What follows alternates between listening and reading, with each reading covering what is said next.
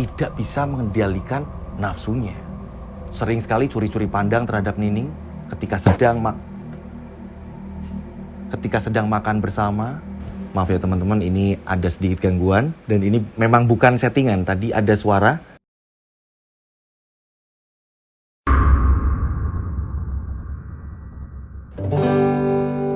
Ku hapus fotonya, ku hapus kontaknya, tetap saja aku tak bisa.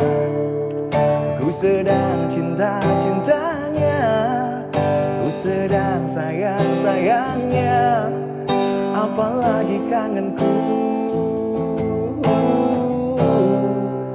sedang sekangen-kangennya.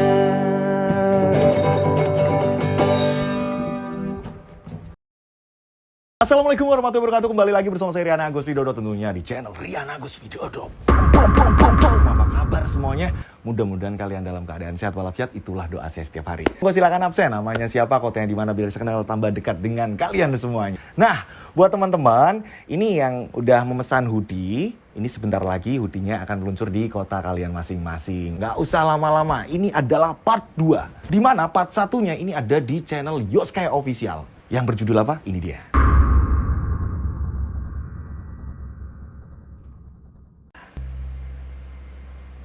Lalu, kenapa si Nining pada saat bulan madu ini justru malah di tengah perjalanan ditangkap oleh polisi?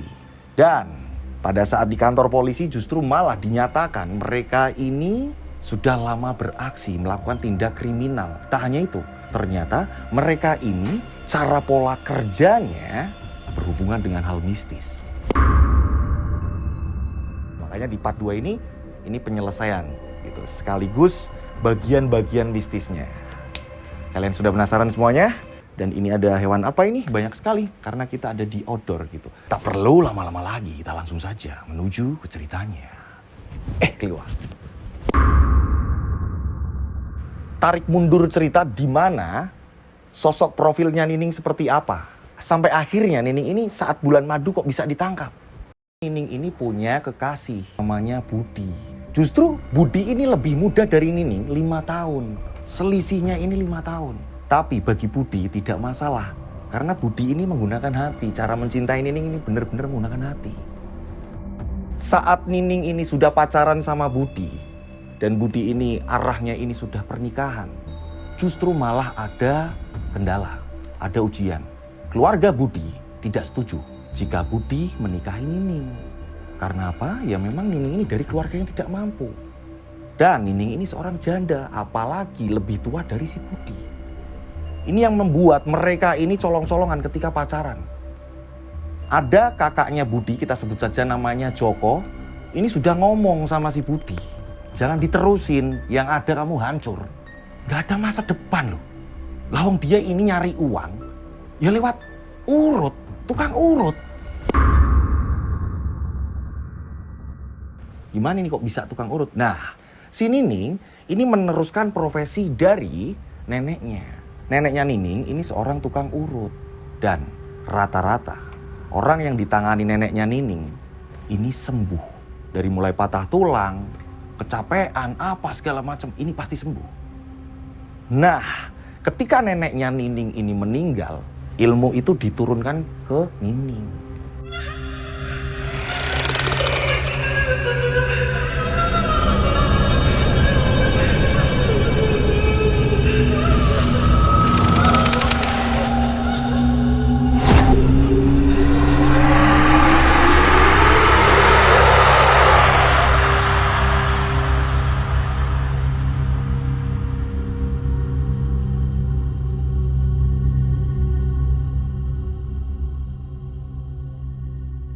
Nah, bagi keluarganya Budi, ini bukan sebuah patokan untuk sukses. Karena kalau urut, pijat, segala macam, ada mangsanya ketika orang memang benar-benar sakit. Nggak terus-menerus ada uang terus.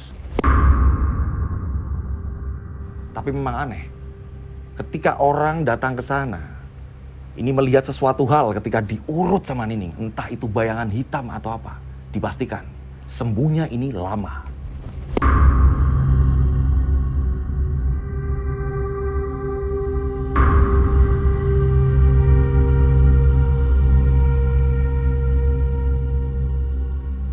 tidak melihat apa-apa pada saat diurut Nining, maka dipastikan sembuhnya cepat. Nah, tetangga sekitar mengatakan, jika yang diurut ini melihat sesuatu hal pada saat diurut, ini justru malah dia ini yang berbuat salah. Contoh misal, sebuah kecelakaan yang memang sebenarnya bermula dari seseorang tersebut. Atau mungkin dia melakukan kesalahan apa dan pada akhirnya dia cedera. Nah inilah, tanda tersebut ini sudah tidak asing lagi di warga-warga sekitaran ini. Dan bayangan itu, ya, ini seperti mengikuti.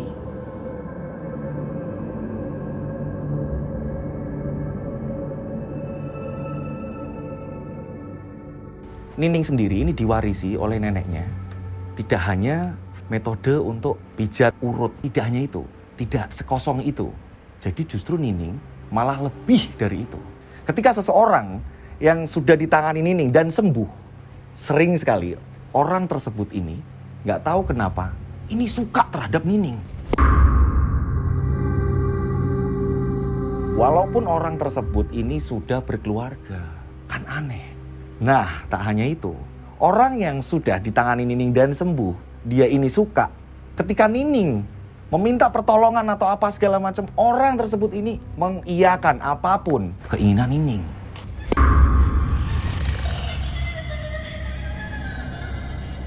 Sekalipun keinginan yang tidak masuk akal. Jadi seperti tidak bisa menolak. Ada energi yang memang ini benturan ketika dia menolak, justru malah menyakiti dia sendiri.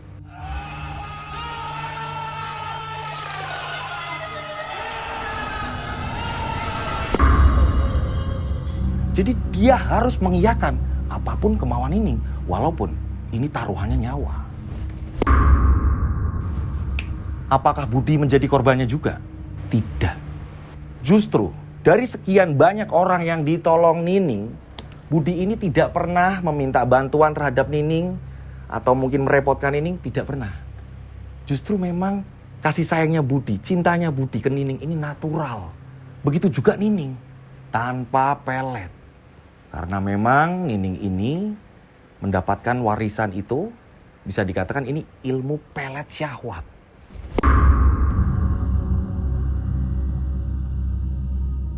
Tapi ini Budi tidak menggunakan apapun dan Budi juga tidak dipelet apapun oleh Nining. Murni. Nah, karena Nining dianggap di keluarga Budi ini orang yang bisa membawa kemiskinan di kemudian hari gitu ya oleh kakak-kakaknya si Budi, keluarganya si Budi gitu. Ini mereka ini mengecam. Kalau toh masih seperti ini nggak bisa. Tapi kalau Nining berbuat lebih lanjut dan dia akhirnya kaya, ya mungkin kita akan mengiyakan. Dan ingat, saya Joko, termasuk kakakmu toh di sini. Gimana caranya pesan dari almarhum bapak, kamu harus turuti. Bapak ini pengen bikin yayasan. Bapak pengen bikin pondok pesantren. Barulah kamu bisa menikah dengan ini. Sanggup nggak? Budi akhirnya ini mau ngomong sama Nining berat. Ya ampun, kenapa harus seperti ini? Ada tuntutan-tuntutan seperti ini di keluargaku. Budi menghindar dari Nining. Budi menghindar dari Nining. Mencoba untuk melupakan. Ku coba sibukkan diri, asik, agar tak ingat kamu lagi. Wah, itu lagunya si Jo. Kalian mampir nih ya, buat teman-teman yang pengen denger lagunya si Jo.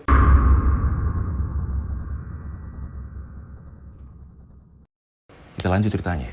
Intinya, pada saat itu Budi menyibukkan diri, nggak ketemu-ketemu.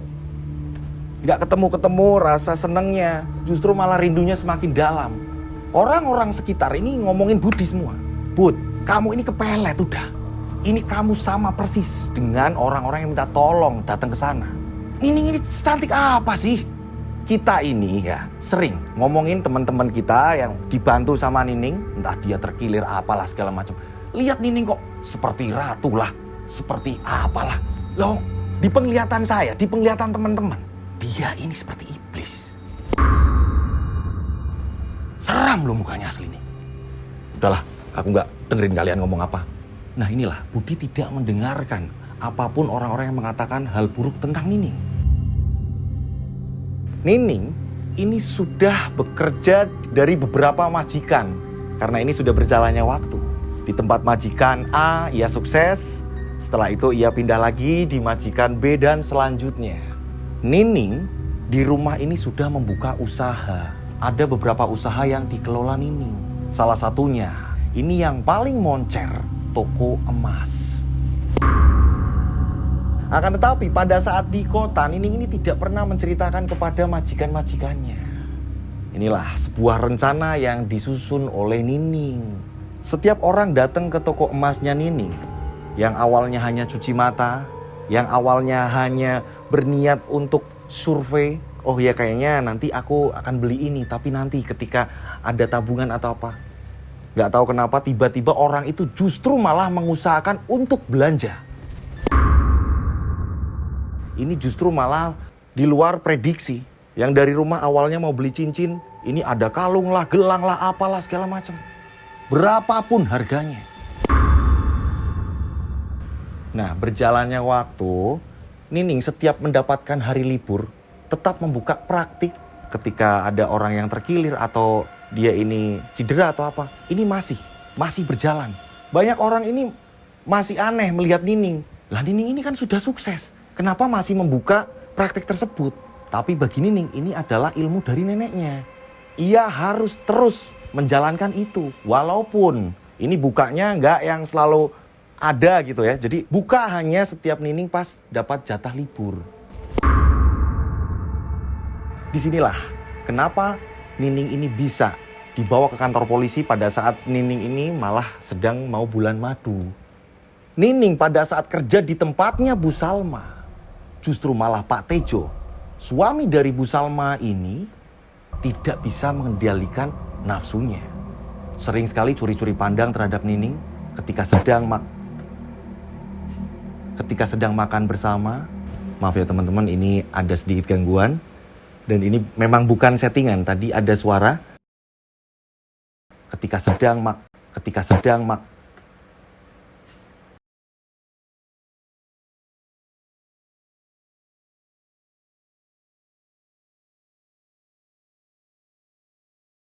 Nah, Nining ini memanfaatkan Pak Tejo yang suka terhadap Nining. Pak Tejo terus mengejar Nining. Apalagi di part 1 ini ada keterangan nih, Pak Tejo ini sakit. Nining ini yang rawat. Awal mula Pak Tejo ini ada kesempatan nih untuk mendekati Nining. Nah, Nining memanfaatkan kesempatan itu juga.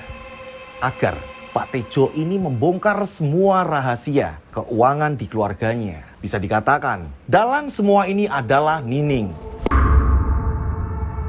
Dan ketahuannya ketika Bu Salma ini mempertanyakan kepada orang pintar. Setelah Nining mengatakan kepada Bu Salma, Bu, Bapak seperti ini, Bapak seperti ini.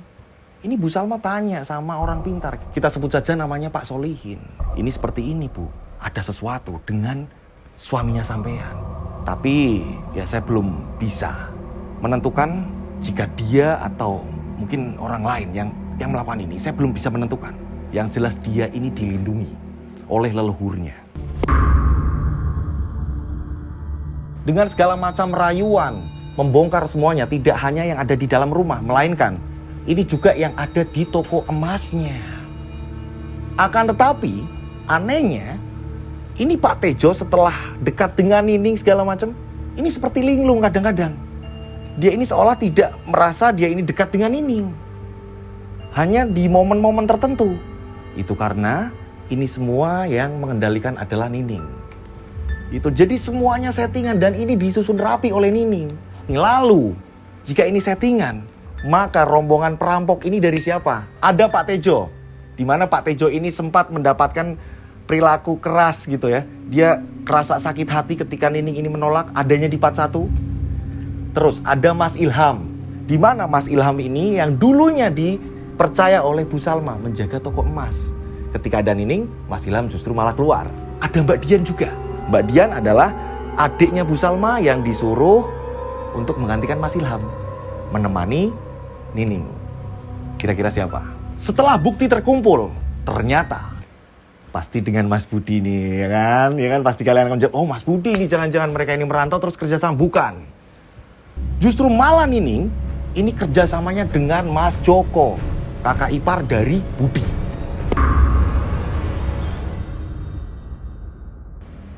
Kenapa Mas Joko, sedangkan mereka ini yang usaha nih, mereka yang berjuang membuktikan ke keluarganya si Budi. Tapi kenapa Mas Joko ini yang membantu Nining dan melancarkan aksinya? Aksinya Nining. Yang merampok adalah Mas Joko dengan rombongannya. Nah, kita flashback sedikit nih, kita tarik mundur. Kenapa kok bisa kerjasamanya sama Mas Joko? Jadi, sebelum Budi ini cinta sama si Nining, sebelum mereka ini menjalin hubungan asmara, pacaran, Mas Joko ini justru malah terlebih dahulu mencintai Nining. Mas Joko cemburu, padahal Mas Joko ini kakak iparnya Budi. Sudah berkeluarga, sudah punya anak. Mas Joko mencoba untuk mendekati Nining, akan tetapi Nining ini gak mau. Nah, Mas Joko akhirnya sakit hati ketika Budi yang pacaran dengan si Nining. Mas Joko berusaha untuk memisahkan mereka dengan segala macam caranya. Mengingatkan Budi atas kemauan orang tuanya sebelum meninggal, agar membuat pondok pesantren dan lain-lain. Yang sekiranya ini Nining gak mampu ini. Tapi bagi Nining, wah jangan salah, kamu tak ingin aku jatuh cinta, maka apapun yang aku inginkan kamu bakalan melakukan. Jadi pada saat merantau menjadi asisten rumah tangga, disitulah Nining langsung calling Joko. Dan ini bukti terkumpul setelah Nining ini pindah-pindah majikan. Majikan ini udah kekuras, seolah Nining menjadi korban, uang udah ludes, pindah lagi ke majikan satunya, terus menerus seperti itu. Dan disinilah perampoknya itu justru malah si Joko dan rombongannya. Nah, Joko ini seneng mau melakukan itu karena apa? Nining selalu menjanjikan, nanti kita bercinta kok Mas. Karena Nining mempunyai ajian pelet syahwat. Namun sebenarnya ini Joko tidak bersetubuh dengan Nining, melainkan dengan iblis. Iblis ular yang orang-orang lihat, yang orang-orang tahu ketika ada sebuah kejanggalan. Akan tetapi para korban mengatakan, ya aku bercinta dengan Nining, aku memadu kasih dengan Nining. Dan Joko sendiri menjadi korban. Nah, kenapa memanfaatkan Joko? Karena setiap orang yang memang Nining ini tidak kenal begitu dekat dan usianya ini di bawah Nining, bisa disuruh hanya satu kali. Nah, Nining memanfaatkan Joko. Wah, ini udah nikah, dia lebih ngebet. Termasuk si Pak Tejo yang jadi korban. Wah, ini bisa nih kayak gini-gini. Makanya Joko sering sekali mendapat tugas dari Nining.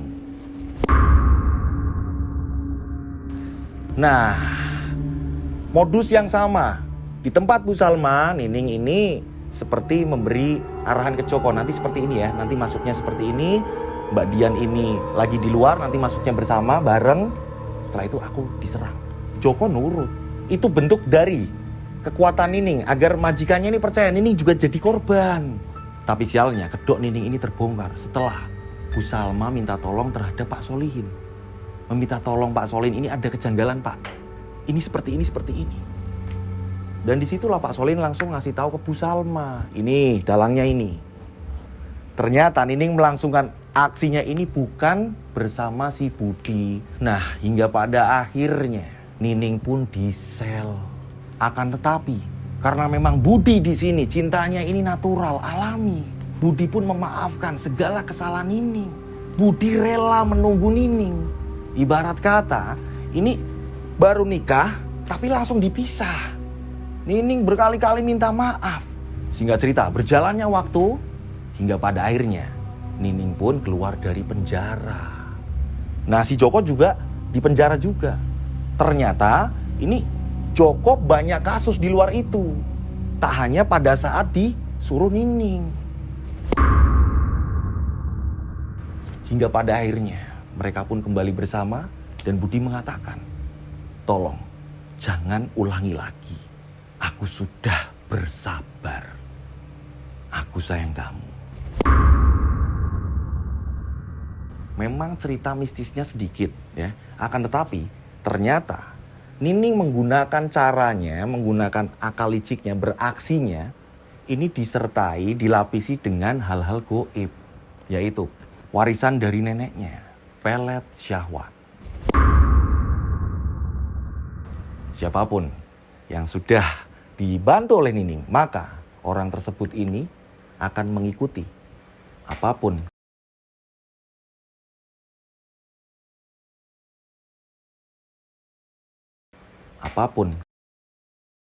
kemauan si Nining. Part 1 ada di Yoska Official dan part 2 ada di Rian Agus Widodo.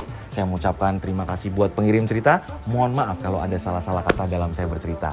Setelah tayangan ini akan ada tayangan lagi. Jadi tetap stay di channel Rian Agus Widodo gitu. Jadi buat teman-teman yang belum nonton tayangan yang udah pernah tayang, ini kami tayangkan lagi karena banyak DM yang masuk, Mas, yang judul ini Bu lupa judulnya apa. Makanya saya tayangkan di setelah tayangan ini. Oke, saya berdoa mudah-mudahan penikmat channel Rian Agus Widodo banyak rezeki melimpah. Amin. Selalu dilindungi Allah Subhanahu wa taala. Dijauhkan dari mara bahaya. Panjang umur, sehat selalu. Saya Rian Agus Widodo mengucapkan wassalamualaikum warahmatullahi wabarakatuh. Mereka ada di antara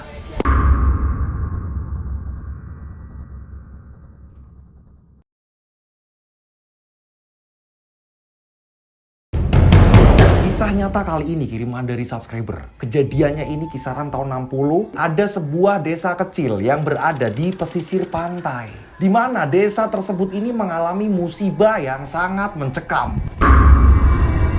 Banyak korban di desa tersebut ini mengalami luka yang sangat misterius.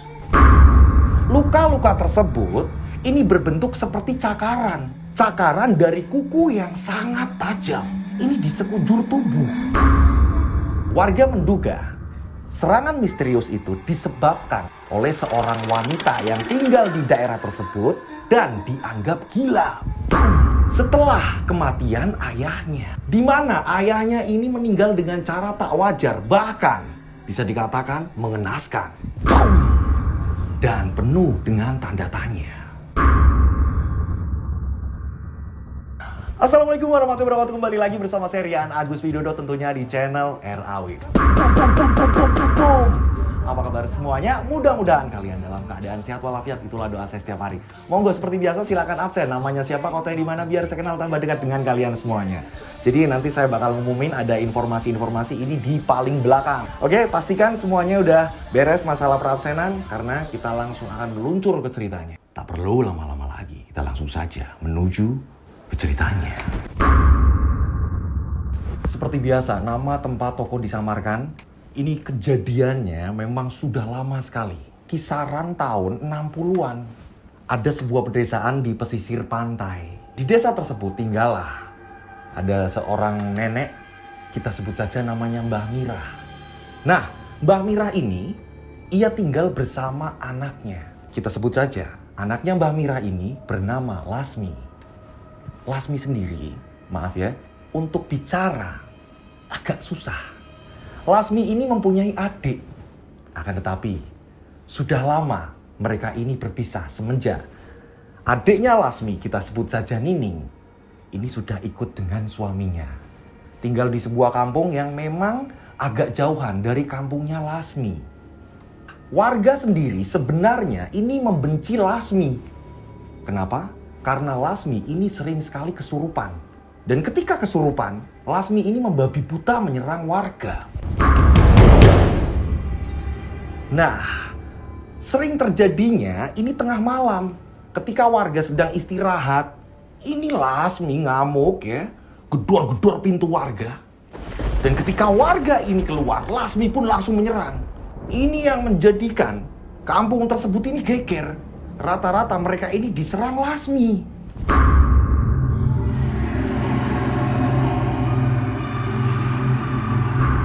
Sebagian warga ini ada yang kesal.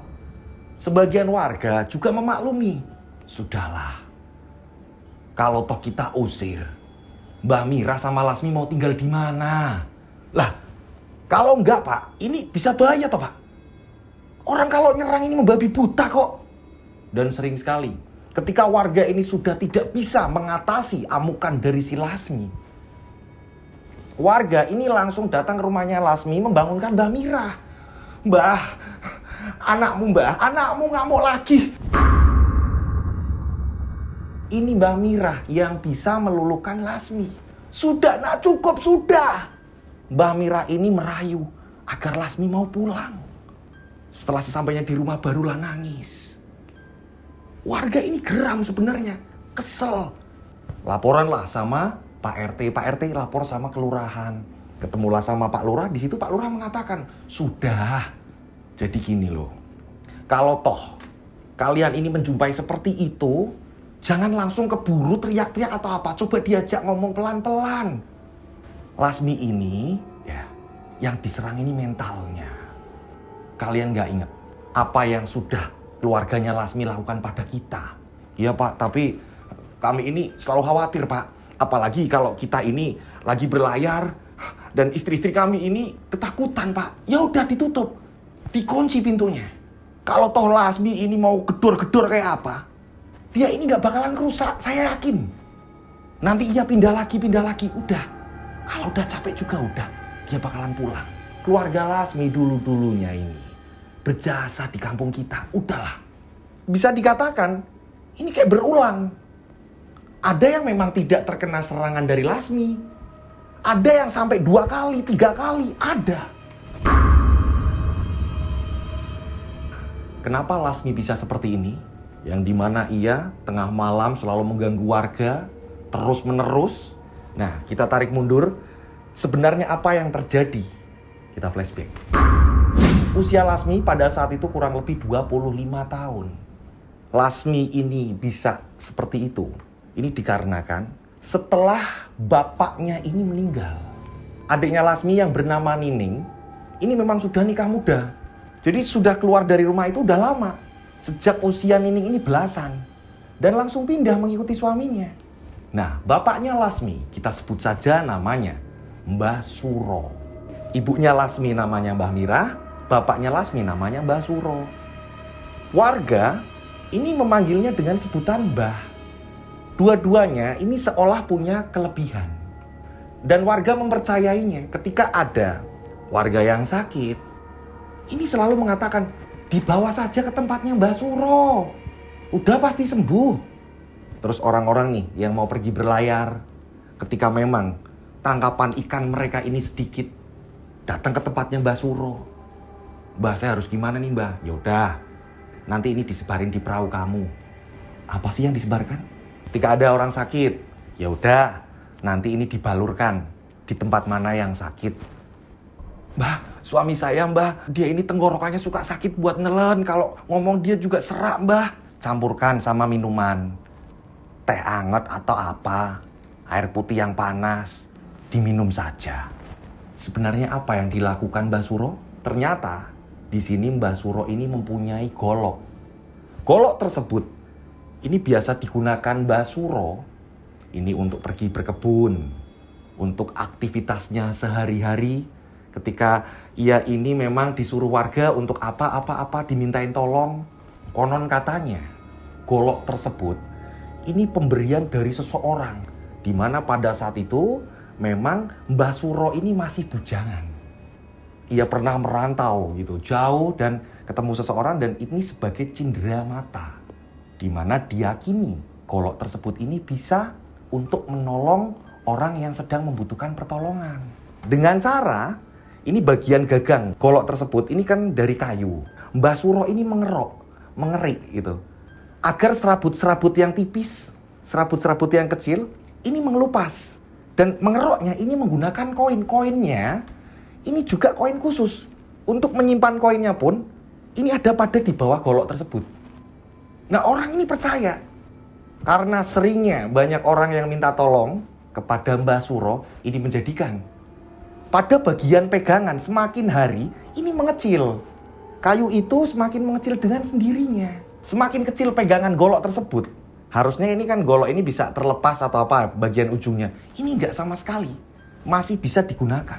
Bahkan ada yang sering nanya sama Mbah Suro, "Mbah, itu kan semakin menipis ya Mbah. Nggak ada niat apa mau diganti apa buat pegangannya Mbah. Biar Mbah Suro ini kalau pas lagi aktivitas berkebun atau apa, ini ya nggak kesusahan cara megangnya Mbah. Saya lihat kok kayak susah gitu." "Enggak boleh. Orang gampang kok megangnya." "Loh, lah orang untuk ngobatin terus kok Mbah." Dah, ini itu sebagai pertanda Le. Ketika ini semakin menipis, berarti Mbah Suro sudah wayahe pulang. Sudah saatnya pulang. Sudah saatnya Mbak Suro ini bertemu Gusti. Jangan takut nanti habis. Buktinya ini udah dari dulu kok. Jadi Lasmi dulunya ini sering sakit-sakitan. Bisa dikatakan Lasmi ini peka terhadap hal-hal yang memang tak kasat mata. Hal-hal goib. Ia sering memberikan sebuah petanda. Nah, Lasmi ini kalau ngomong ini bicaranya agak kurang jelas. Jadi cadel gitu. Yang paham komunikasinya si Lasmi, ini hanya keluarganya Lasmi. Ketika Lasmi tengah malam terbangun, dan Lasmi ini langsung membangunkan ibunya, dan mengatakan, "Bapak, ada tamu, Bu."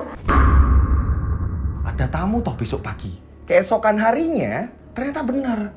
Ada orang minta tolong. Jadi sebelum bapaknya ini beraktivitas, sebelum Mbah Suro ini aktivitas, ini Mbah Mira selalu ngomong, "Pak, Lasmi semalam ngomong katanya nanti ada tamu, nggak usah kemana-mana." Ternyata emang bener, nggak lama kemudian datanglah. Ada orang minta tolong dari kampung jauh. Ada yang memang anaknya ini sakit, apalah segala macem. Kadang-kadang Mbah Suro ini dipanggil untuk mendoakan seseorang yang memang ini terkena gangguan goib atau apa. Ini tandanya justru malah dari Lasmi. Lasmi ini mempunyai kucing. Ia sayang sekali terhadap kucingnya. Mbak Mira ini sampai sering kesel terhadap Lasmi. Kamu itu loh, udah dikasih makan malah makananmu itu dikasihkan ke kucingmu. Nah ini memang ketika bapaknya Nining yang namanya Mbah Suro meninggal. Dan di situ sudah tidak terlihat juga nih. Ini kucingnya kemana? Kucing itu seolah hilang. Ketika Mbah Suro ini meninggal, kucing itu juga sudah tidak terlihat. Lasmi ini seperti ia berontak dan ia ini marah. Marahnya ke warga. Nah, flashback pun selesai. Hingga pada akhirnya kabar ini pun terdengar oleh Nining. Di kampung kamu, mbakmu ini sekarang seperti ini kondisinya kayak gini-gini setelah bapakmu ini tiada. Ya ampun, kok bisa kayak gini yo? Akhirnya Nining pun datang bersama suaminya. Sesampainya di rumah, ini langsung memeluk ibunya. "Bu, kangen, lama nggak datang ke sini." "Mbak Lasmi di mana, Bu?" "Itu ada di belakang." Biasa, kerjaannya ngalamun. "Oh ya, Bu. Maaf ya, Bu. Maaf banget, Bu. Bukannya Nining pengen ngatur-ngatur Ibu. Ibu mau nggak, Bu? Kalau Ibu sama Mbak Lasmi ini tinggal di rumah Nining. Yo Mas yo." "Iya Bu, nggak apa-apa tinggal di tempat kami." "Pasti warga di sini ada yang ngomong ke kamu ya? Kalau mbakmu ini aneh-aneh." "Oh enggak kok Bu. Jadi ya Ibu tahu kan sejarah tanah ini, tanah yang kita tempati ini kan tanah desa Bu. Ya nggak enak aja lah Bu nanti kalau ada yang iri. Walaupun orang-orang kelurahan ini ya tidak ada yang menegur. Ya mungkin kembali lagi mereka mengingat jasa-jasanya Bapak Bu. Alangkah baiknya ikut Nining aja Bu." "Nanti coba tak ngomong mbakmu, mau nggak dia pindah?" "Iya Bu, kalau gitu biar Nining yang ngomong apa gimana Bu?" Jangan. Nanti mbakmu itu ngamuk." Memang Nining ini kurang begitu dekat dengan mbaknya. Nining kurang begitu dekat dengan Lasmi. Dari dulu. Saat itu, entah kenapa, Lasmi itu langsung mengiyakan. Ia mengangguk. Akhirnya, Mbak Mira pun mengatakan kepada salah satu warga, ia akan mencoba untuk hidup di tempatnya Nining. Semoga warga di sini adem ayem. Ya tapi izinkan kalau toh kapanpun kami balik ke sini lagi ya. "Oh ya Mbak, nggak apa-apa Mbak. Semoga di sana nanti Mbak ini senang, bahagia. Di tempatnya Nining ini kan ya dekat dengan kota Mbak. Biar Lasmi ini ya, dia ini gak stres Mbak, dia ini gak pusing. Ya Mbak ya." Ada yang mengatakan seperti itu. Sebenarnya dalam benak mereka, ini iya lebih baik seperti itu Mbak. Jadi kami ini gak was-was ketika Lasmi ngamuk malam hari. Ada yang sebagian yang memang benar-benar tulus, ngerasa kehilangan. Nangisnya ini gak nangis yang dibuat-buat. Dengan mengambil bekal memang gak begitu banyak, menaiki andong, menaiki delman, menuju kampung suaminya Nining.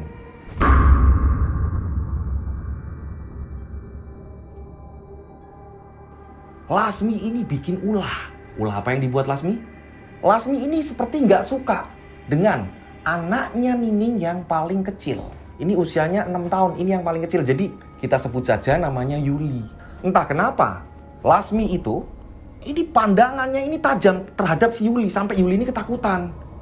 Nggak apa-apa, kamu kenapa sih? Iya bu. Mbak, makan mbak, udah mbak. Nggak apa-apa, orang bude baik kok. Sekarang rumah kita kan jadi rame. Akhirnya anaknya Nining nggak mau makan. Ternyata ini berkelanjutan. Pada malam harinya, saat itu anaknya Nining ini kan tertidur. Dan ia tidur bersama kakak-kakaknya. Satu kamar ini bertiga. Lasmi sendiri tidur bersama ibunya di kamar paling belakang. Tengah malam, Lasmi ini bangun. Benar-benar suaranya ini sama persis ketika kucing ini sedang marah. Seperti kucing ini mau berkelahi. Ternyata yang dituju Lasmi adalah kamar dari anak-anaknya Nining. Saat itu mereka dikagetkan munculnya Lasmi dengan tiba-tiba. Lasmi langsung menyerang Yuli, anak yang paling bungsu. Tolong.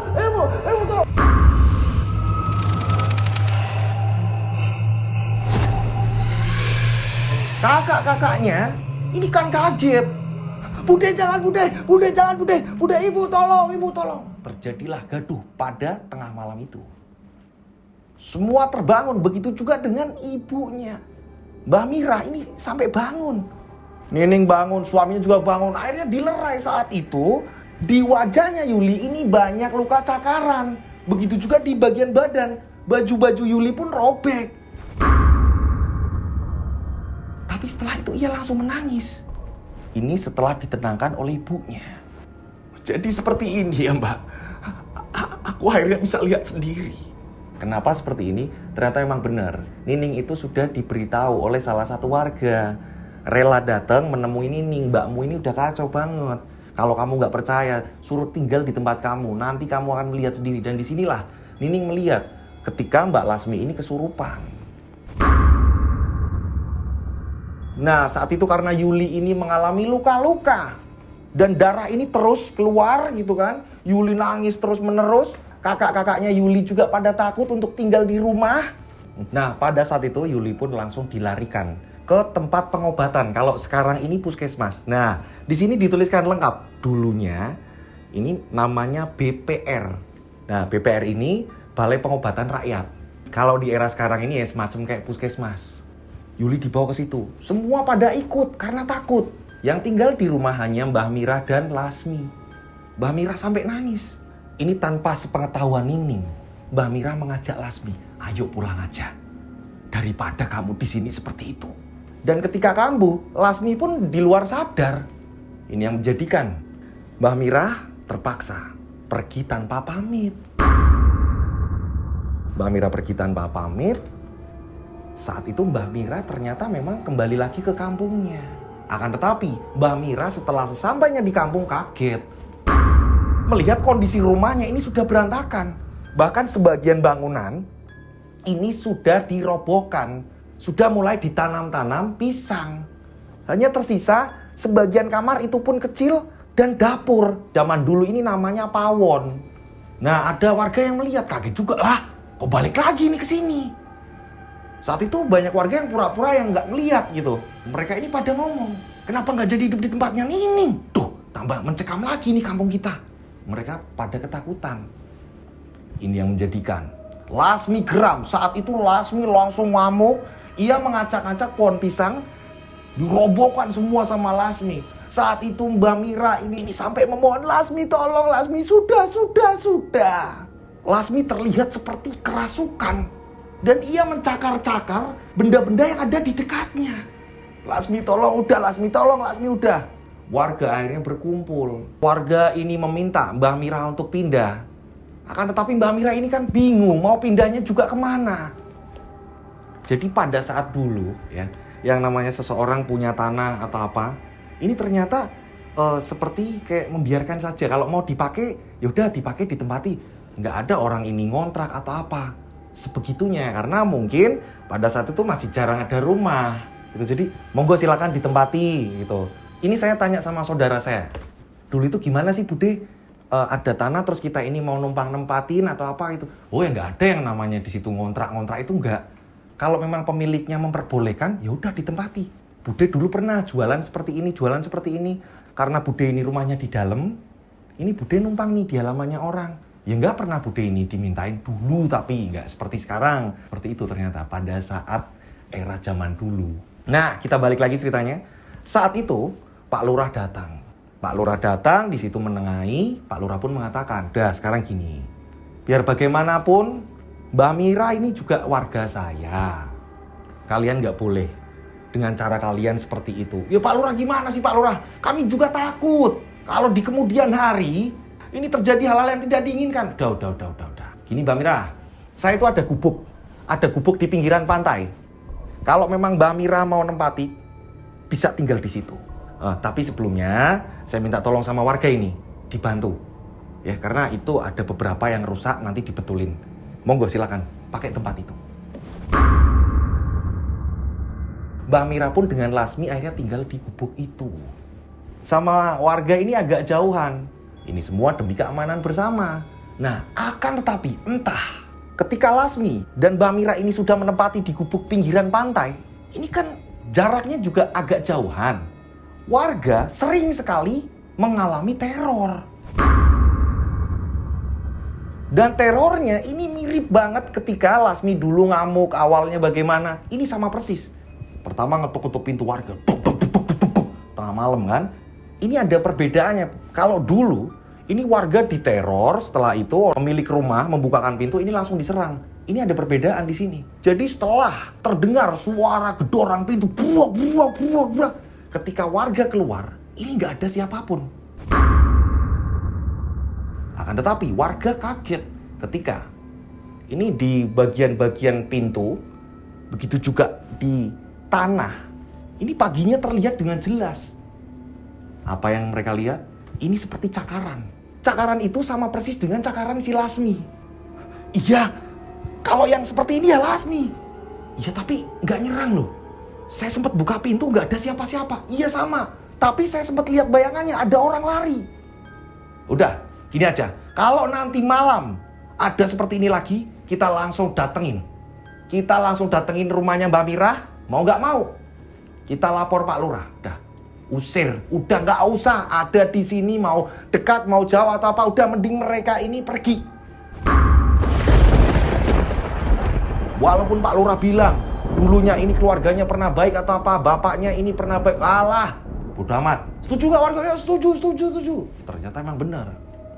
Ini bukan keesokan harinya, melainkan ini selang berapa hari terjadi teror lagi. Nah, warga akhirnya serempak tengah malam ini. Sebelum kita membangunkan Pak Lurah, ya, kita pastikan biar Mbah Mira ini tahu.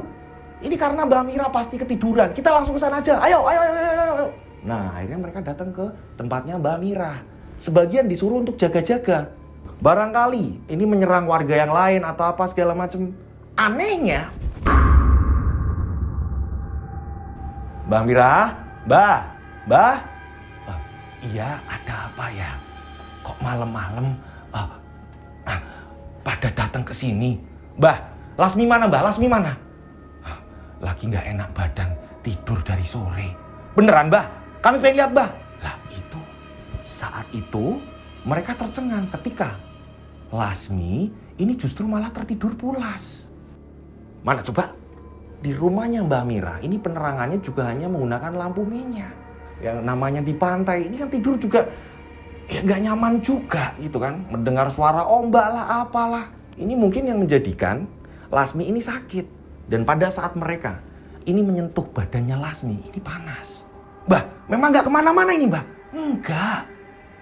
Terus itu siapa ya? Mbah nggak bohong kan sama kami? Jangan sampai pada akhirnya kami mengetahui loh kalau ini perbuatan Lasmi. Nah, kenapa toh? Ada apa sebenarnya? Warga menceritakan bahwa ada teror yang menyerupai teror seperti pada saat Lasmi ini kesurupan. Tapi di sini Mbak Mira mengatakan, lah wong memang Lasmi di rumah.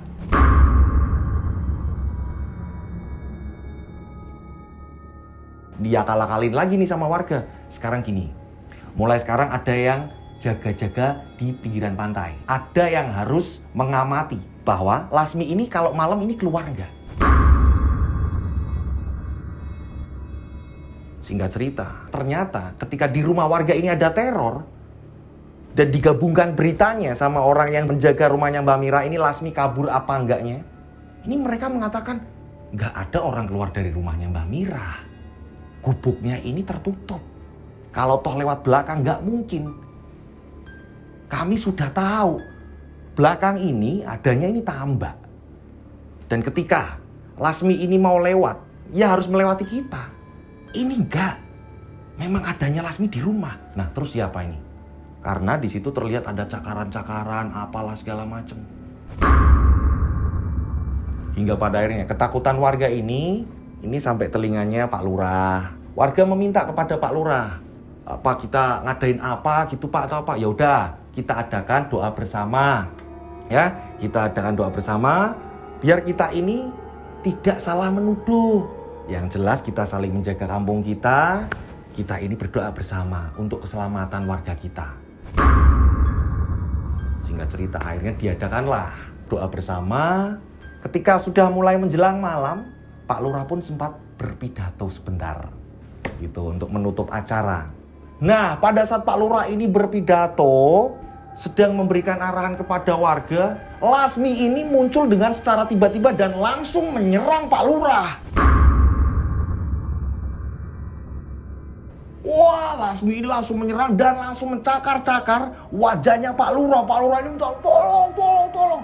Entah kenapa, pada saat itu warga kewalahan dan takut untuk mendekat ke arah Lasmi. Bahkan Lasmi ini sampai menggigit bagian leher Pak Lurah. Akhirnya seluruh wajah Pak Lurah penuh dengan luka-luka. Dan ini kukunya Lasmi, ini merobek dagingnya pun benar-benar dalam. Ya nah kan Lasmi kan, nah ya benar. Sebagian karena memang nggak percaya, jangan-jangan ini siluman menyerupai Lasmi lah atau apa. Sebagian warga memastikan, coba lihat, digubuk, coba lihat, Lasmi ada nggak ada. Akhirnya sebagian warga ini ngecek nih ke gubuknya Lasmi. Akan tetapi justru mereka dikagetkan, Mbah Mira sudah pingsan. Mbah Mira ini kondisinya malah tidak sadarkan diri. Lah, iya berarti itu Lasmi. Jadi Mbah Mira malah di situ kondisinya pingsan. Warga menduga ini pasti didorong terus Mbah Mira jatuh. Makanya Mbah Mira ini sampai pingsan. Melihat Mbah Mira pingsan, gimana caranya ini langsung harus dibawa ini. Jangan sampai kenapa-napa dengan Mbah Mira. Hingga pada akhirnya Mbah Mira pun langsung dilarikan ke balai pengobatan. Begitu juga dengan Pak Lurah. Nah, Lasmi saat itu sedang ditenangkan oleh warga. Ini warga beramai-ramai melumpuhkan Lasmi dan pada akhirnya Lasmi ini diikat di sebuah pohon besar. Udah bakar aja udah, daripada seperti ini. Dia ini bukan manusia, dia ini siluman. Iya benar. Badannya aja mungkin kemarin bisa di rumah, tapi dia bisa gentayangan kemana aja. Nah, hingga pada akhirnya Nining pun dipanggil. Ada yang melaporkan hal ini kepada Nining. Ini yang pertama ia jumpai adalah ibunya.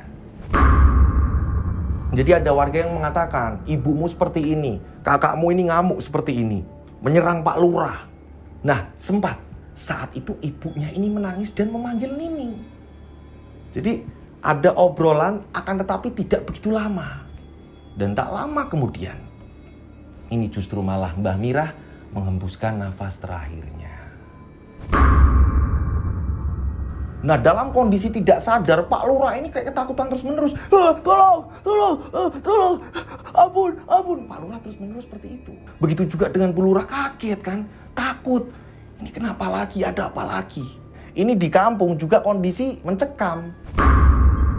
Anehnya, Lasmi ini tidak ada takutnya sama sekali. Bahkan, Lasmi menatap satu persatu para warga ini dengan tatapan yang sangat tajam.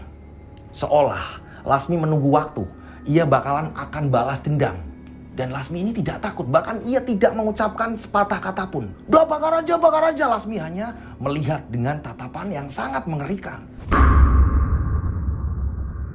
Setelah memakamkan Mbah Mira, Mau nggak mau ini kan harus datang ke kampungnya. Ke kampung Mbah Mirah tinggal gitu kan. Nining ini di situ minta maaf. Nining berkomunikasi dengan kakaknya, yaitu Mbak Lasmi. Akan tetapi Mbak Lasmi ini tidak menjawab sepatah kata pun. Ada salah satu warga yang memang ini masih peduli. Peduli dengan Nining. Dengan kondisi yang keluarga mereka ini, yang menurut warga yang melakukan tindakan yang aneh. Warga tersebut ini mendatangkan kiai. Kita sebut saja Pak Kiai tersebut, ini namanya Pak Kiai Burhan. Pak Kiai Burhan pun datang. Saat itu Pak Kiai Burhan dibantu warga yang lain ini menenangkan warga yang ingin main hakim sendiri. Saya biar ngobrol dulu sama si Lasmi. Lasmi ini pada saat mengetahui ibunya meninggal, mendengar kan ada siaran yang disiarkan di musola, menggunakan kentongan atau apa. Lasmi sempat nangis, akan tetapi tidak mau menjawab. Hingga pada akhirnya, ini menjelang maghrib, Lasmi baru mengatakan keinginannya Lasmi bicara dengan Pak Yai Burhan. Bapak sudah nuruti kemauan kamu. Kamu janji nggak? Tidak akan menyerang warga. Lasmi pun mengangguk. Bapak sampaikan, ini juga sudah mau menjelang maghrib. Bapak juga harus menunaikan ibadah sholat. Nanti biar kamu dengar sendiri. Saat itu, Lasmi benar-benar ditungguin Mbak Nining. Mbak Lasmi makan, Mbak. Ya udah aku sholat dulu, Mbak. Tak lama kemudian, ini Nining pun dipanggil. Disuruh ke rumahnya Bu Lurah. Bu Lurah tiba-tiba mengatakan kepada warga, berkumpul di balai, ada yang harus kalian dengar. Bu Lurah mengatakan, saya mewakili suami saya. Dari hati saya, dari hati keluarga saya. Ketika mengemban tugas sebagai kepala desa, saya juga sebagai istri dari kepala desa. Ada khilaf, ada kesalahan, baik disengaja maupun tidak disengaja, saya mohon maaf. Suami saya ini masih trauma dan baru pulang dari balai pengobatan. Maka dari itu saya mewakili. Pada saat itu warga ini bingung kan, Bu Lurah ini punya salah apa? Orang selama ini Bu Lurah baik, Pak Lurah baik. Ada apa? Iya ada apa? Kok bisa warga dikumpulkan, terus Bu Lurah minta maaf? Kan aneh, ada apa sih? Ada apa? Iya saya juga gak ngerti. Warga pada bingung kan. Saat itu Bu Lurah pun ini mengatakan kepada warga-warga yang lain agar tidak main hakim sendiri dan memasung Lasmi. Ini biar diarahkan oleh Pak Kiai. Iya Bu, tapi sebenarnya ada apa Bu? Ada apa Bu? Iya Bu. Ya pokoknya saya minta maaf ya warga-wargaku semuanya. Baru warga-warga ini mau pada balik ke rumah masing-masing. Sebagian juga mau ngecek kan. Jangan sampai Lasmi kabur nih. Tiba-tiba saudaranya Bu Lurah ini lari ke balai. Bu, buruan pulang Bu, buruan pulang. Ada apa? Bapak kenapa? Bapak ngamuk mengacak-acak rumah dan dia ketakutan Bu. Katanya ia ini diserang hantu yang menyerupai dengan Lasmi Bu. Ia memastikannya sebagian langsung cepat lari. Lasmi masih ada enggak? Lasmi masih ada enggak di situ? Sebagian ada yang lari ke situ. Ternyata Lasmi juga masih ada di situ utuh. Memang dikasih orang yang jaga juga di situ. Nining juga bingung, loh kok seperti ini jadinya? Ada apa ini? Kok bisa seperti ini? Kok Pak Lurah ini diserang terus yang nyerang siapa? Semua kan bingung kondisi saat itu. Nining beserta suaminya, begitu juga dengan Pak Yai Burhan ini langsung menuju ke rumah Bu Lurah. Dan pada saat itu, luka yang memang sudah diobati, Pak Lurah juga sudah diperbolehkan pulang dari balai pengobatan. Ini luka itu kembali mengeluarkan darah lagi. Justru malah kembali robek. Yang jaga di situ saudara-saudaranya ini mengatakan, jika Pak Lurah mengatakan jangan serang saya Lasmi, jangan serang saya Lasmi. Sedangkan posisinya Lasmi masih utuh, masih dipasung, masih diikat. Melepasnya Lasmi pun menunggu Pak Yai Burhan. Pak Yai Burhan pun ini diam sejenak. Ia berdoa, setelah itu memberikan air untuk diminumkan kepada Pak Lurah, agar Pak Lurah ini tenang. Nah barulah Pak Yai Burhan ini ngobrol sama Bu Lurah. Bu, nuwun sewu. Yang diinginkan Lasmi ini kan permintaan maaf dari Pak Lurahnya langsung Bu. Kalau saya lihat, yang ngomong Lasmi ini Bu, yang gak terima. Tak kasat mata Ibu. Pengennya ya Bapak langsung. Nah langkah baiknya ini Bu, mudah-mudahan Pak Lurah juga lekas diberi kepulihan Bu. Saya pengen ketemu warga. Saya yang salah. Tiba-tiba Pak Lurah ya, ini mengatakan hal seperti itu. Padahal di sini Pak Yai mengatakan nanti nunggu Pak Lurah ini agak membaik. Akan tetapi entah kenapa Pak Lurah ini ketakutan, pengen bicara dengan warga. Tolong panggilkan mereka. Saya pengen minta maaf ke semuanya. Nah, ini yang menjadikan Pak Yai Burhan, ya udah ini lebih cepat lebih baik gitu kan. Berpikirnya seperti itu semua akhirnya. Akhirnya warga-warga kembali dipanggil, ngumpulnya bukan di balai desa melainkan di rumahnya Pak Lurah. Saat Pak Lurah ini kondisinya sekarat, mengatakan kepada warga, "Saya minta maaf. Saya minta maaf, ini semua kesalahan saya." Warga tambah bingung kan, lah ini tadi di balai desa Bu Lurah yang minta maaf. Ini sekarang malah Pak Lurah yang minta maaf. Dengan terbata-bata Pak Lurah ini minta maaf dan mengatakan ini kesalahan saya. Bahkan di periode ke depan, kalian tahu kan, ada seseorang yang dimana warga menggadang-gadang mencalonkan orang tersebut, akan tetapi orang tersebut ini kan sudah tiada, sudah meninggal. Iya Pak Lurah, si Bimo. Nah memang ada seorang remaja, ini digadang-gadang di periode selanjutnya. Sebagian warga ini menyalonkan pemuda tersebut. Kita sebut saja pemuda tersebut ini namanya Bimo. Nah karena Pak Lurah masih haus kekuasaan, Pak Lurah ini menyingkirkan Bimo dengan cara yang memang tidak sehat, yaitu dengan membunuh Bimo. Pak Lurah mengakuinya, ini kesalahan saya minta maaf. Dan satu lagi, saya banyak melakukan kecurangan di warga sini. Apa Pak? Bu Lurah sampai nggak ngerti. Bu Lurah ini sampai nggak tahu menau. Pantas saja Pak, Ibu suka bingung. Bapak ini kenapa kok bisa banyak uang? Kadang-kadang Ibu ini bingung. Dimana memang Pak Lurah ini mencurangi warganya sendiri. Tanpa warga ini tahu. Tutur katanya Pak Lurah begitu lembut. Ketika bertemu warga, ketika ada masalah apapun, Pak Lurah ini dengan tenang cara menyelesaikannya. Benar-benar terlihat bijaksana. Warga nggak tahu kalau Pak Lurah ini curang sudah lama. Saya mundur jadi lurah. Maafkan saya, maafkan. Lah ternyata Pak Lurah kayak gini. Lah. Dan saya pribadi, saya minta maaf pada Lasmi. Begitu juga dengan keluarga Lasmi. Saya minta maaf. Warga bingung kan? Hubungannya apa ini? Kenapa Pak Lurah yang minta maaf ke Lasmi? Sedangkan Lasmi ini nggak ada. Lasmi ini mau mencalonkan diri sebagai lurah atau apa? Justru malah Lasmi ini membuat resah. Kenapa Pak Lurah yang minta maaf? Dan pada saat itu juga entah kenapa, tiba-tiba Pak Lurah ini untuk bicara ini sesak. Minum. Pak Lurah ini minta air minum. Baru 2 tegukan. Ini menghembuskan nafas terakhirnya. Dan sangat jelas sekali. Saat itu sampai yang jagain ini kaget. Orang gak ada Lasmi kok bilangnya ada Lasmi. Jadi Pak Lurah ketakutan sendiri. Lukanya ini kembali lagi mengeluarkan darah. Ini seolah-olah ada yang nyerang. Ada hantu Lasmi. Sedangkan Lasmi sendiri masih dipasung. Jadi warga, karena suami saya ini sudah mengakui semuanya yang memang bukan hak saya akan mengembalikan kepada kalian semuanya. Yang saya ambil adalah yang memang itu punya saya. Dan kalau toh itu memang punya suami saya nggak mau untuk sedikit pun ini mengambilnya. Yang saya takutkan ini adalah hak-hak kalian. Dan dikembalikan langsung pada warga. Warga baru tahu kebongkar kebusukan dari Pak Lurah. Ternyata ada perangkat juga yang tahu sebenarnya gitu. Perangkat ini juga meminta maaf. Selama ini seperti ini.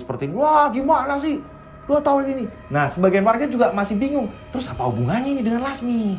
Nah warga juga bingung kan. Kenapa yang membongkar ini katanya hantu Lasmi. Sedangkan Lasmi ini masih hidup. Lasmi juga masih diikat di sana. Keesokan hari Lasmi dibuatkan gubuk. Di mana ia meminta dekat dengan makam kucingnya. Nah saat itu Mbak Nining pun ini sempat nih ngobrol sama Lasmi. Apa Mbak Lasmi gak pengen ikut saya aja Mbak? Suami saya udah bolehin kok Mbak. Setelah mendengar yang sudah terjadi, Ibu sudah cerita ke saya. Mbak Lasmi meminta ia mau tetap tinggal di situ. Mertua saya datang ke sini dengan anak saya Mbak. Yuli pengen ngomong sama Mbak Lasmi. Tolong ya Mbak, Mbak jangan yang galak-galak. Yuli pengen cerita.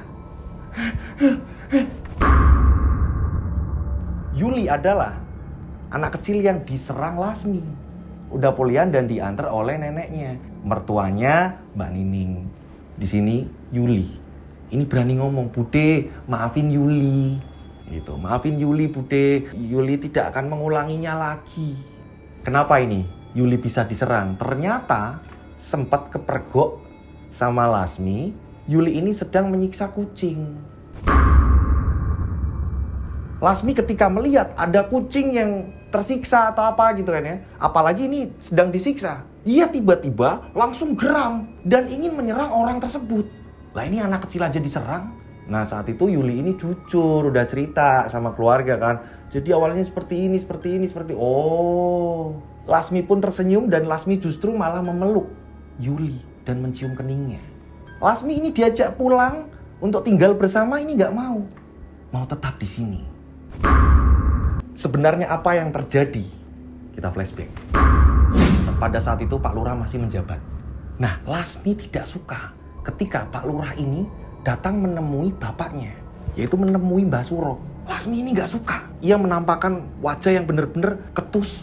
Sampai Mbah Suro ini ngomong sama istrinya, Bu, itu bilang itu, Bu. Lasmi kalau ada Pak Lurah Salim kayak atau apa, mukanya selalu asem kayak gitu terus. Bapak malu, Bu, sama Pak Lurah. Iya, Pak, nanti Ibu coba ngomong sama Lasmi. Ini terus seperti itu. Di sisi lain, Pak Lurah ini sering, Pak Lurah sendiri ini sangat perhatian terhadap keluarganya Mbah Suro. Ketika memang Mbah Suro ini tidak ada pengobatan atau apa, apalagi di sini kan seikhlasnya membayarnya ini. Pak Lurah selalu memberikan uang atau mengirim beras atau apa. Tak hanya itu, keuangan di musola, Mbah Suro disuruh mengaturnya. Jadi kebutuhan di musola sampean yang ngatur ya, Mbah. Karena biar bagaimanapun sampean ini ya sudah dipercaya warga di sini untuk menjaga musola. Memang tempat tinggal mereka bersampingan dengan tanah musola. Nah, pada suatu malam Lasmi ini terbangun. Jika Lasmi ini terbangun, ini pasti ada pertanda. Keesokan harinya ia menemui ibunya. Bapak kenapa? Jangan bantu orang. Jangan bantu orang. Ibunya ini paham apa yang dikatakan Lasmi. Ibunya kaget. Bapak ada niat jahat. Bapak mencelakai orang. Bapak mau mencelakai orang. Jadi ibunya ini disuruh memberhentikan apa yang akan dilakukan oleh suaminya gitu kan. Apa yang akan dilakukan oleh Mbah Suro. Hingga pada akhirnya disampaikanlah kepada suaminya. Pak, kata Lasmi, Bapak ini akan melakukan kejahatan, Pak. Apa benar? Ngomong apa sih itu, Bu? Enggak ada kok, Bu. Enggak. Aneh itu anak. Kalau udah ngomong kayak gitu telunyar. Tapi ini beneran, Pak. Ini yang disampaikan Lasmi. Ini sering ada benernya. Udahlah, Bu. Orang Bapak nggak mau ada apa-apa kok. Soalnya Bapak ini lain, Pak. Berapa hari ini, Bapak ini terlihat seperti orang bingung. Nah, singkat cerita nih. Siang-siang, ini Lasmi sedang bermain dengan kucingnya. Ibunya ini sedang menata kayu. Mbah Suro, bapaknya Lasmi, itu Pak Suro, ini datang. Lasmi, gorengin ikan Bapak. Ini ada banyak. Dah, kalau mau dikasihkan kucing yo nanti setelah sisa dari kita. Yang penting kamu makan dulu. Lasmi yang sedang memasak mendengar warga-warga ini pada ngomongin, ada yang meninggal. Ini loh calon lurah yang digadang-gadang. Calon lurah, saingannya Pak Lurah yang dia ini mau maju. Iya, siapa Bude? Iya, siapa? Ini loh yang namanya Bimo meninggal. Meninggal ini sangat misteri. Di sini Lasmi dengar. Ia yang sedang goreng ikan, mendengar itu, Lasmi ini keluar kan. Yang biasanya kucingnya langsung digendong atau apa, udah kan. Lasmi menanyakan kepada warga juga yang di situ memastikan siapa yang meninggal. Dan Lasmi yakin betul jika bapaknya ini terlibat akan kejadian kematiannya si Bimo. Nah, pada saat itu Lasmi ini cerita sama ibunya kan. Ibunya mengatakan, itu ikanmu, ya, jangan ditinggal sana. Itu diangkat dulu, jangan sampai bapakmu nanti marah. Ada beberapa ikan yang sudah ditiriskan gitu kan ya. Ini mau disajikan ke bapaknya. Ternyata ikan yang sudah matang ini dimakan sama kucing. Kucingnya si Lasmi. Nah, saat itu bapaknya ini nanya kan, mana ikannya? Bapak nungguin kok. Malah kamu itu keluar-keluar.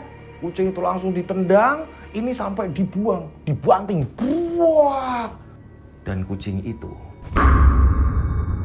Lasmi sedih melihat bapaknya kok sekarang kesetanan seperti itu. Semenjak itu, Lasmi ini gak mau ngomong sama bapaknya. Terbongkarlah nih. Jadi tengah malam saat itu, Lasmi membangunkan ibunya.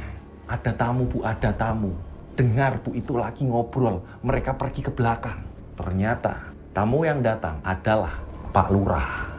Ini mengucapkan terima kasih karena sudah melaksanakan tugas dengan beres.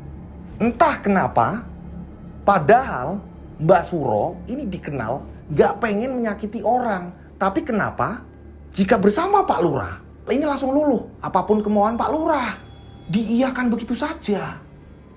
Dan tidak mengakui apa yang sudah ia lakukan.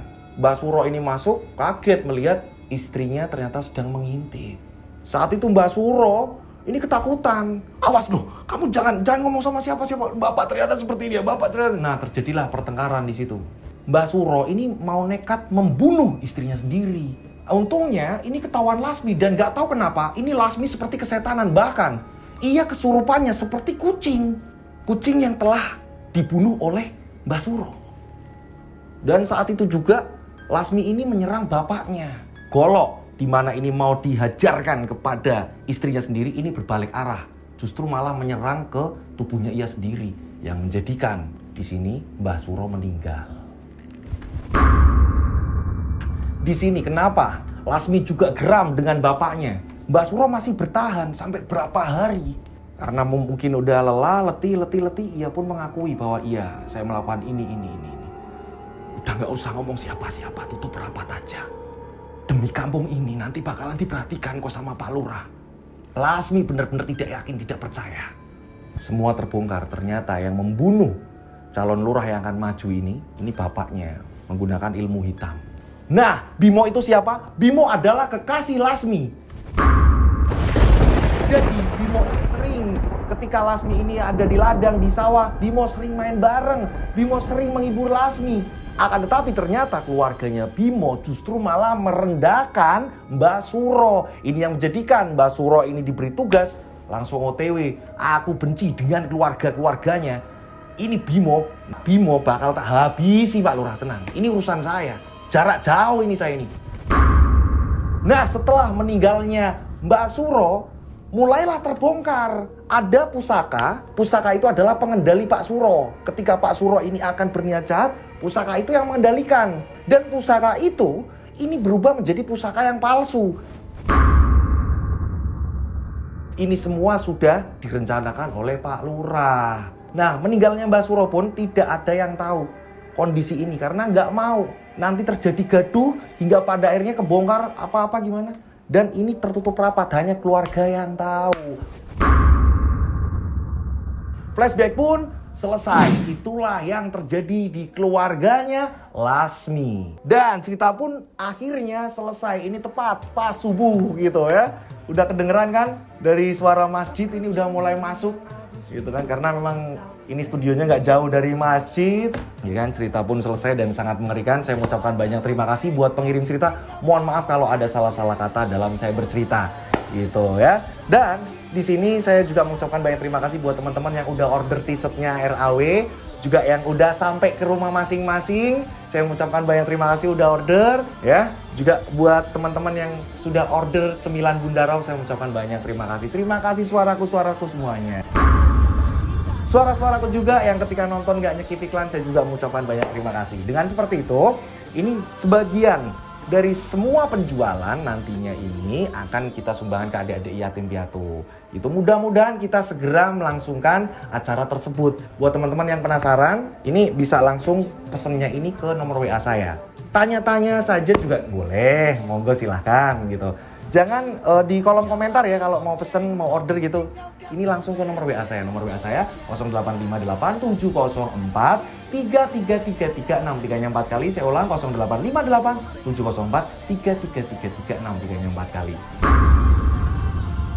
Saya berdoa mudah-mudahan penikmat channel Rian Agus Widodo ini banyak rezeki melimpah, selalu dilindungi Allah Subhanahu wa taala, dijauhkan dari mara bahaya, panjang umur sehat selalu. Akhir kata, saya Rian Agus Widodo mengucapkan wassalamualaikum warahmatullahi wabarakatuh. Mereka ada di antara kita.